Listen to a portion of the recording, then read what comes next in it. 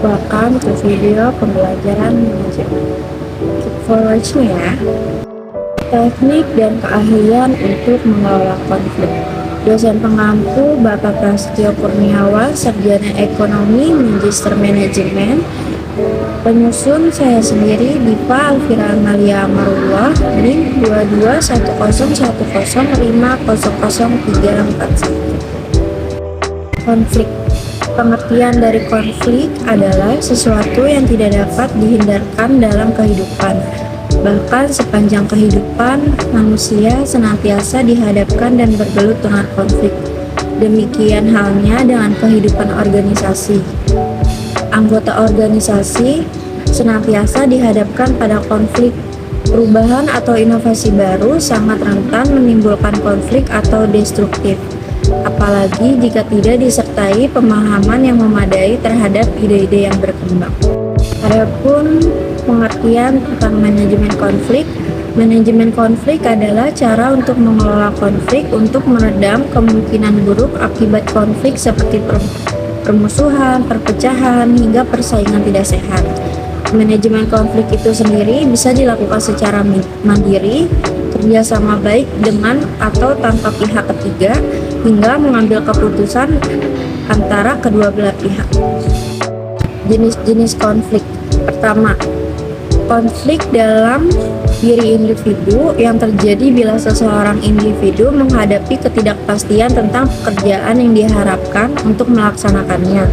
Bila berbagai permintaan pekerjaan saling bertentangan atau bila individu diharapkan untuk melakukan lebih dari kemampuannya. Kedua, konflik antar individu dalam organisasi yang sama. Hal ini sering disebabkan oleh perbedaan kepribadian. Konflik ini juga berasal dari adanya konflik antar peranan seperti antar manajer dan bawahan.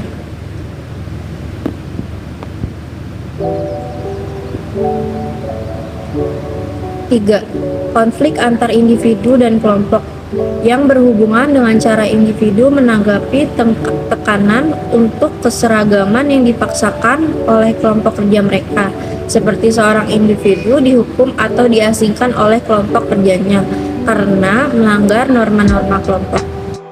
4. Konflik antara organisasi yang timbul sebagai akibat bentuk persaingan ekonomi dalam sistem perekonomian suatu negara.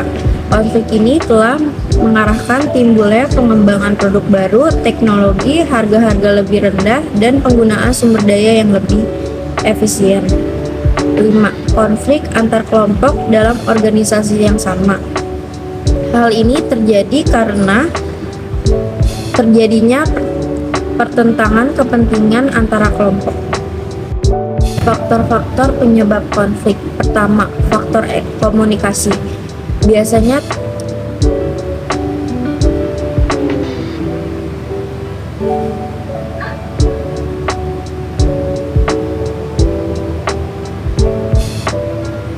faktor-faktor penyebab konflik. Pertama, faktor komunikasi, yaitu bahasa yang sulit dimengerti atau informasi yang mendua dan tidak lengkap serta gaya individu manajer yang tidak konsisten. 2. Faktor struktur, yaitu pertarungan kekuasaan antar departemen dengan kepentingan atau sistem penilaian yang bertentangan, persaingan untuk merebutkan sumber daya yang terbatas atau saling ketergantungan dua atau lebih kelompok-kelompok kegiatan kerja untuk mencapai tujuan mereka. 3. Faktor pribadi, yaitu ketidaksesuaian tujuan atau nilai-nilai sosial pribadi karyawan dengan perilaku yang diperankan pada jabatan mereka dan perbedaan dalam nilai-nilai atau persepsi. 4. Faktor kelangkaan sumber daya dan dana yang langka. Hal ini karena suatu individu atau organisasi yang memiliki sumber daya dan dana yang terbatas. 5.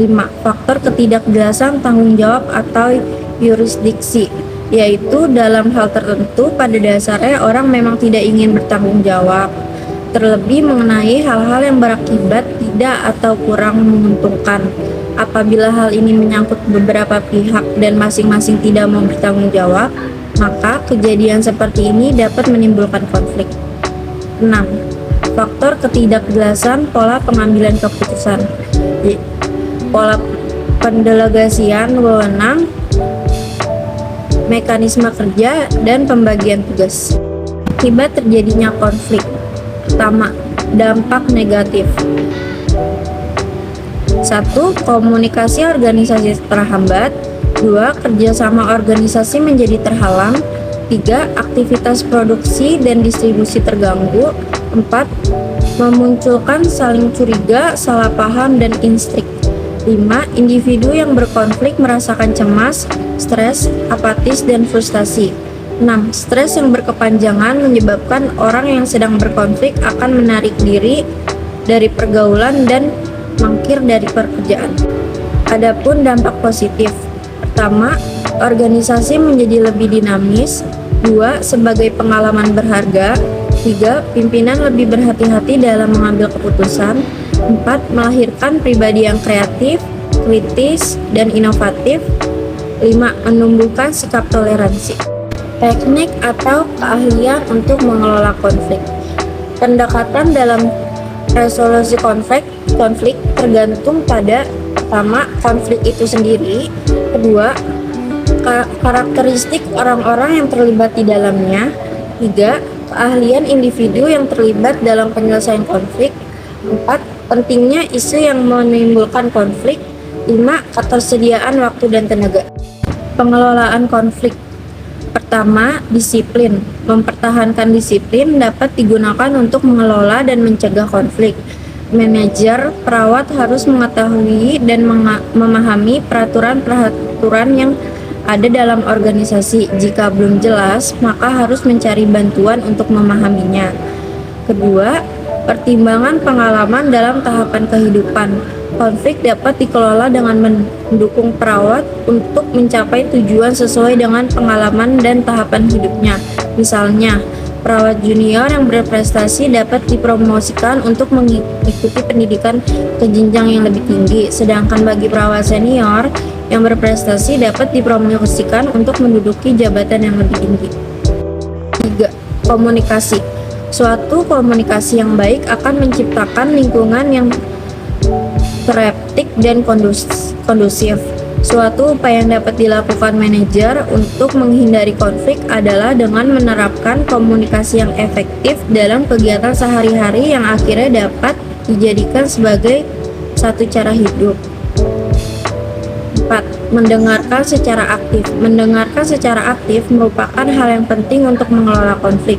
Untuk memastikan bahwa penerima para manajer, perawat telah memiliki pemahaman yang benar, maka dapat merumuskan kembali permasalahan para pegawai sebagai tanda bahwa mereka telah mendengarkan. Metode-metode penyelesaian konflik. Pertama, metode dominasi atau penekanan. Metode-metode dominasi biasanya memiliki dua macam persamaan, yaitu mereka menekan konflik dan bahkan menyelesaikannya dengan jalan memaksakan konflik tersebut menghilang, dan mereka menimbulkan suatu situasi menang kalah di mana pihak yang kalah terpaksa mengalah karena otoritas yang lebih tinggi atau pihak yang lebih besar kekuasaannya, dan mereka biasanya menjadi tidak puas dan sikap bermusuhan muncul. Metode penyelesaian secara integratif. Dengan menyelesaikan konflik secara integratif, konflik antar kelompok diubah menjadi situasi pemecahan persoalan bersama yang bisa dipecahkan dengan bantuan teknik-teknik pemecahan masalah atau problem solving. Metode kompetisi. Penyelesaian konflik yang menggambarkan suatu pihak mengalahkan atau mengorbankan yang lain. Penyelesaian bentuk kompetisi dikenal dengan istilah win-loss orientation.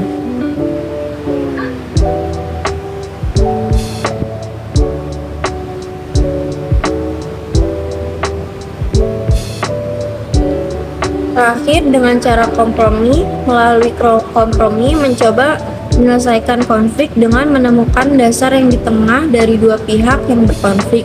Cara ini lebih memperkecil kemungkinan untuk munculnya permusuhan yang terpendam dari dua belah pihak yang berkonflik, karena tidak ada yang merasa menang maupun kalah. Jadi kesimpulannya adalah konflik merupakan suatu yang tidak dapat dihindarkan dalam kehidupan, dan konflik dapat terjadi dalam organisasi apapun Untuk itulah, manajer atau pimpinan dalam organisasi harus mampu mengelola konflik yang terjadi dalam organisasi secara baik agar tujuan organisasi dapat tercapai tanpa hambatan-hambatan yang menciptakan terjadinya konflik.